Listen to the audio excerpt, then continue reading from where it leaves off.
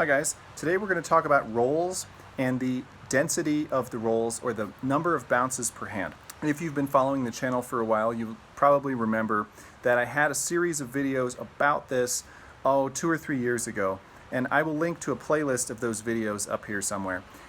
But basically the conclusion I came up with then was that the optimum sounding roll has usually 3 bounces per hand. Even though it's called multiple bounce, it turned out that through my experiments, which you can of course watch, that most people who had good sounding rolls bounced 3 times per hand.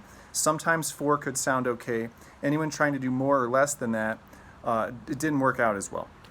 Now, there were some flaws with that experiment in that I basically only asked students to do one volume of roll, one dynamic level, and I had mostly students and just a few teachers. And of course I'm not going to get a representative of what is the best roll from kids who are not that great at rolling.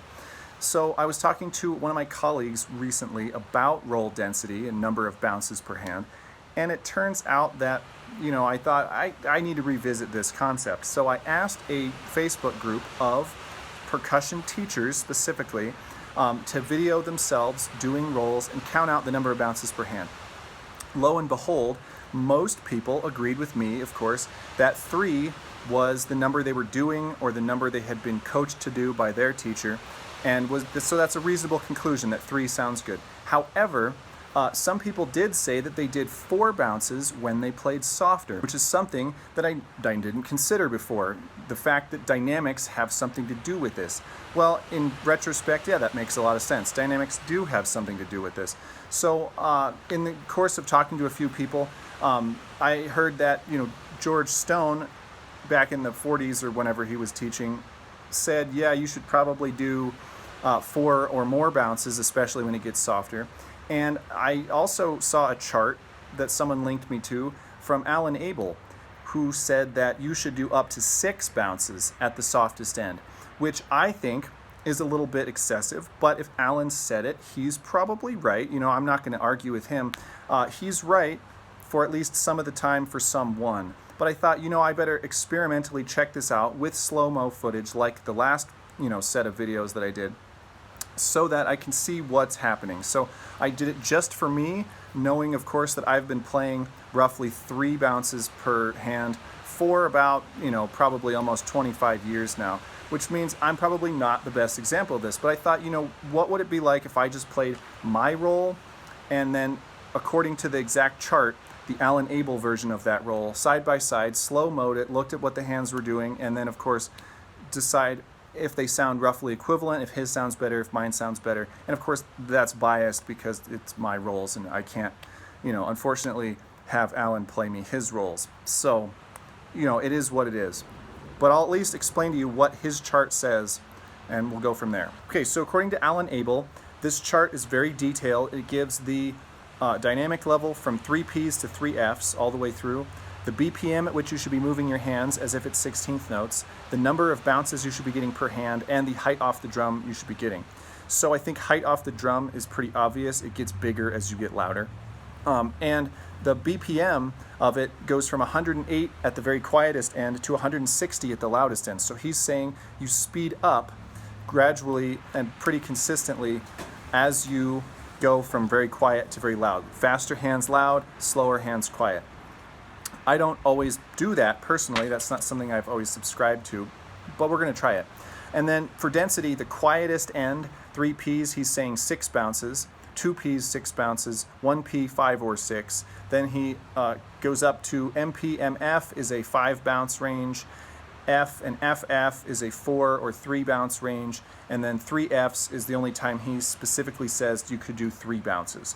So of course this conflicts with what I've found experimentally, which is that nobody that I've videoed does 6 bounces regularly, and nobody that I talk to anecdotally about it says that they do 6 bounces at any dynamic level. However, Alan obviously did and thinks that you should, so we're going to test this out. So what I'm going to do is I'm going to play 3 different rolls because this is a ton and I don't need this video to be 20 minutes long.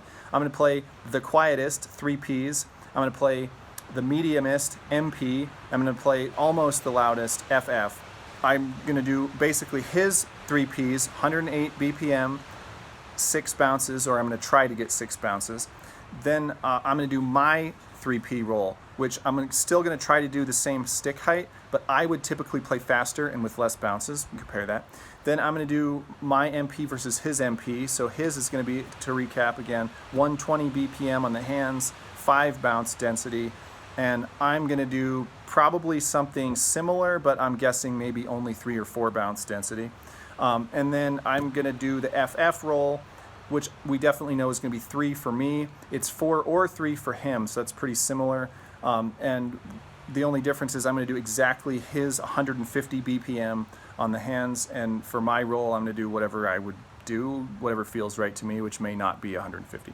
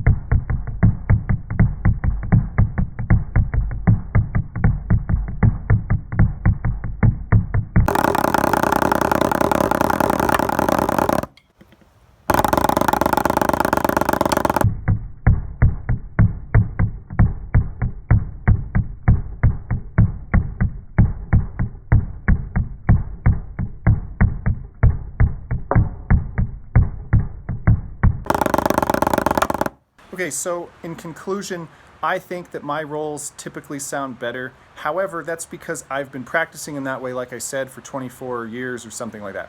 So his rolls, if he's practiced them that way, obviously he's going to sound better than I do on each one because he's good, or he was good, and he also was practicing them this way. So this is extremely biased, and it's interesting though to think about, because as I could see in my rolls, I actually did 4 bounce density when I did the quieter rolls and 3 when I did the louder. So that exactly meshes with what I hear anecdotally from other teachers, is that they normally do 3, but a lot of them do 4 when they play quietly. So again, nobody realistically that I've talked to does or even claims to do 6 or 5 bounces on any kind of a roll. And 3 is still like the predominantly reported and experimentally seen number. However, what I've learned from this is that it does vary by dynamics, that when you play softer, you're probably going to get that 4th bounce, maybe the 5th bounce, and if you really work on it, you could get the 6th bounce. But when you're playing louder, you're going to go back to what I consider the baseline of a triple stroke roll. Now, the one thing I will say, and then you could see from all these things, is that to get a really good concert sounding roll, I think you kind of slightly have to overlap the bounces. If they just meet up in the middle, it's going to sound like there's a hole, because the last bounce is going to be much quieter on one hand than the first bounce on the next hand. So that hasn't changed. I haven't seen any reason to think that that's wrong. But I do retract the fact that you always play triples. Yes, you can play 4 or 5 or apparently even 6 at very, very, very quiet dynamic levels as you go down. So hopefully that's interesting to you guys. If you want to, discuss that with me further, feel free to do so in the comments, or shoot me an email, or send me a video of you demonstrating your 6 bounce concert roll that sounds better than my 4 bounce or 3 bounce concert roll. And I would be happy to look at that, talk about that, or whatever you need. So thanks for watching. I will have news on my upcoming book. Another one is coming out soon, but not today. So take it easy, and I'll see you guys later.